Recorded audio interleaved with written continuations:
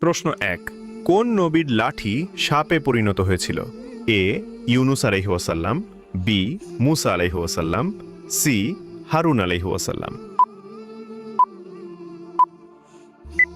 সঠিক উত্তরটি হবে অপশন বি মুসা আলাইহি ওয়াসাল্লাম।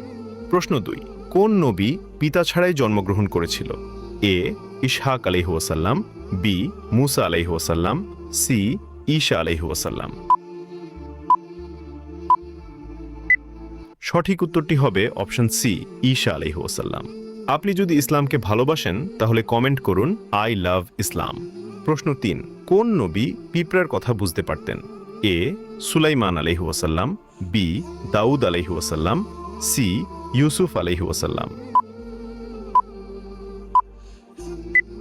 উত্তরটি জানার আগে ভিডিওটি শেয়ার করুন। একটি ভালো কথা শেয়ার করাও সাদাকা। এই জ্ঞানটি শেয়ার করে আপনিও সাদাকায় জারিয়াহার অংশীদার হন। আপনার একটি শেয়ার হয়তো হাজারো মানুষকে সঠিক পথে আনবে। সঠিক উত্তরটি হবে অপশন এ সুলাইমান আলাইহি ওয়াসাল্লাম।